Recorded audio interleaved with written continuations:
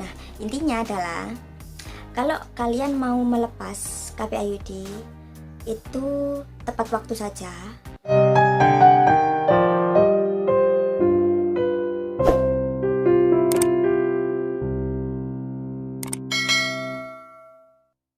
Assalamualaikum warahmatullahi wabarakatuh.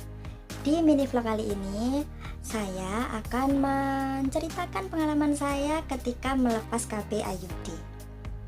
Nah, KB IUD itu apa? KB IUD itu adalah KB yang dipasang di dalam misfi kita, di dalam rahim kita. Nah, KB-nya itu bentuknya T. Untuk kelebihan dan kurangannya Bunda bisa cari tahu sendiri di Google ya. Jadi di sini saya pasang KB IUD ini setelah operasi sesar. Sebenarnya saya nggak mau ya KB IUD ini karena ngeri menurut saya pasangnya. Tapi karena saya dipasangnya selesai setelah operasi sesar, jadinya saya nggak terasa apapun dan nggak ada keluhan apapun juga setelah pasang. Akhirnya saya ya pasrah saja karena sudah terlanjur dipasang. Karena itu kalau di rumah sakit umum itu langsung aja ditandatangani, suami aja tinggal tanda tangan gitu aja. Jadi saya tahunya setelah operasi sesar. Nah, di sini saya diberitahu oleh susternya kalau kadaluarsa KB IUD yang saya pakai ini sekitar 3 tahun. Jadi saya dulu masang itu tahun 2019 pasang KB IUD. Setelah itu 3 tahunnya berarti tahun 2022. Tahun 2022 harusnya saya sudah lepas KB IUD. Karena saat itu saya nggak tahu KB IUD itu bagaimana. Saya coba cari tahu apakah harus cek dulu setiap bulan atau bagaimana. Ternyata enggak. Ternyata ceknya KB IUD itu 1 tahun sekali juga nggak apa-apa. Cuma cek agar tahu posisi KB IUD-nya masih ada di tempat ataukah bergeser. Karena KB IUD itu bisa bergeser, walaupun kemungkinan kecil itu bisa bergeser. Tapi karena jangka waktu 2 tahun itu ada COVID, jadinya saya nggak kontrol sama sekali dan saya pun nggak ada keluhan. Mungkin keluhannya kalau memakai KB IUD itu saya itu suka nyeri ketika dapat ya, ketika haid itu, sebelum haid itu nyeri banget.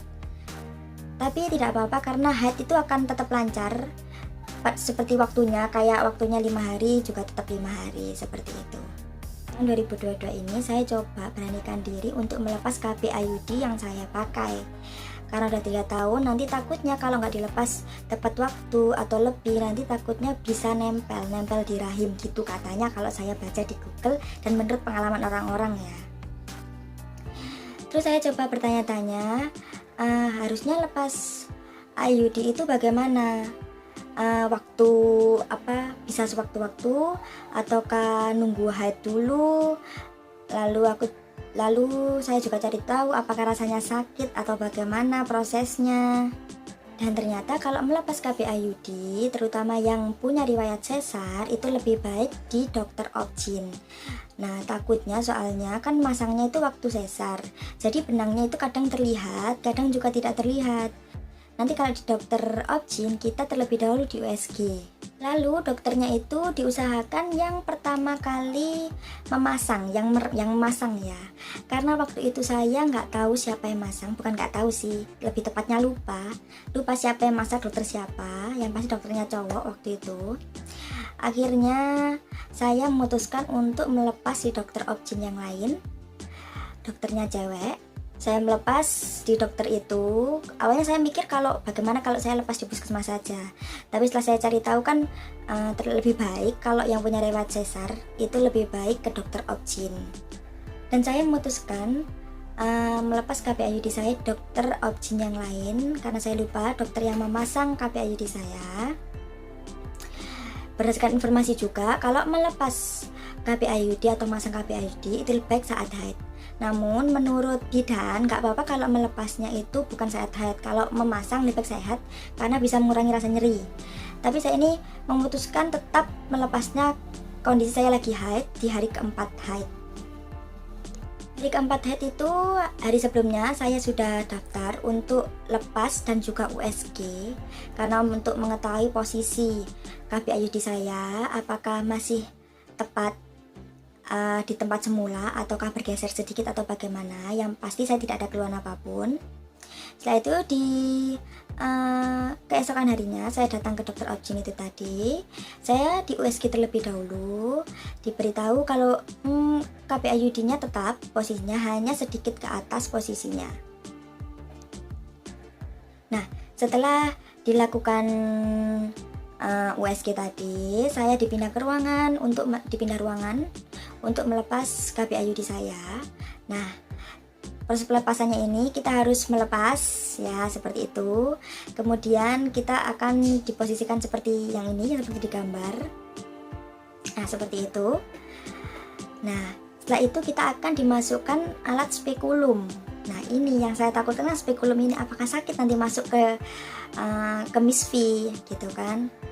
Nah, kalau biar nggak sakit itu kan relax gitu kan. Tapi kan namanya juga orang yang suka panik. Saya itu orangnya suka panik gitu kan, takut-takut sendiri, apalagi tahu kalau mau dimasukkan spekulum seperti itu tadi. Takut saya nggak bisa relax, bahkan saya posisi relax saja nggak tahu bagaimana. Akhirnya saya tetap ya karena memang harus dilepas, karena kalau nggak dilepas takutnya nanti kalau udah lewat masa kadaluarsanya maka KPIUD itu bisa nempel di dinding rahim, bisa nempel walaupun itu kan udah kadaluarsa, jadi sudah nggak bisa mencegah kehamilan lagi, jadi harus dilepas. Dokternya datang, lalu Miss V itu dibersihkan sama dokternya, dibersihkan sedikit, kemudian dimasukkan spekulum. Saya kira waktu dimasukkan spekulum itu rasanya sakit, ternyata emang sakit, cuma enggak seberapa, sakitnya enggak seberapa. Itu kan spekulum nanti kan diputer gitu ya, dalam posisi miring, kemudian diputer menghadap ke atas bawah gitu, lalu dibuka. Waktu diputer emang sakit juga, cuma nggak seberapa juga sakitnya, bener-bener nggak seberapa, nggak kerasa bahkan sebenarnya kalau waktu masukkan spekulum itu, hanya sedikit kayak nyeri dikit, tapi setelah itu hilang. Nah, setelah itu kan dibersihkan itu yang di dalam, nggak tahu dibersihkan. Nah, waktu membersihkannya itu sakit, apalagi waktu mencari benang dari KPIUD-nya itu rasanya kan kayak jirogoh gitu, kayak dicari-cari dalam itu, rasanya itu seperti nyeri haid, seperti kontraksi waktu melahirkan. Rasanya nggak bisa dijelaskan, yang pasti itu rasanya bener-bener sakit. Sakitnya bukan sakit yang perih gitu, enggak, sakitnya nyeri haid. Kalau mungkin yang orang yang bisa nahan nyeri haid mungkin it's okay, tapi kalau orang yang bisa nahan nyeri haid itu luar biasa sakit. Ditarik IUD-nya, waktu ditarik IUD-nya memang sedikit kerasa kayak ditarik gitu, cuma nggak sakit. Setelah itu rasanya lega, nggak kerasa apapun, dan seperti biasa pasti terjadi pendarahan. Nah, nanti itu akan diberikan obat penghilang nyeri dan juga menghentikan pendarahan. Biayanya untuk biaya pelepasan, USG dan juga obat itu totalnya sekitar 348 atau dibuatkan 350.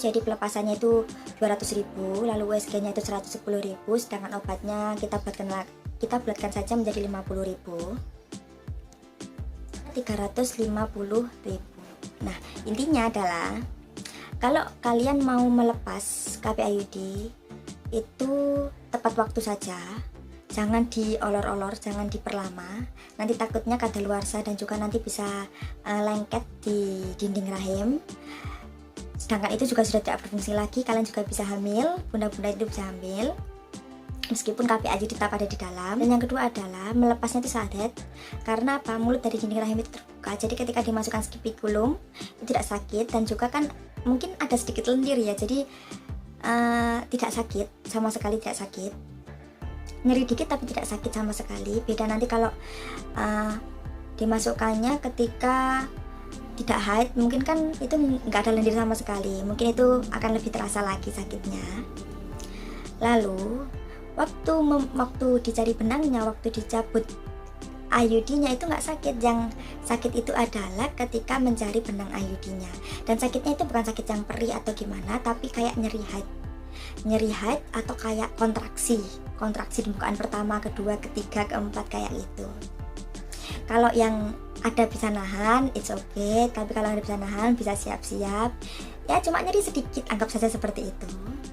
Lalu untuk biayanya, untuk langsung ke dokter Aujin itu biayanya segitu, sekitar 350, pelepasan sekaligus USG-nya dan juga obatnya.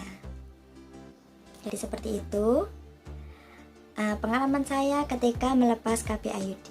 Terima kasih.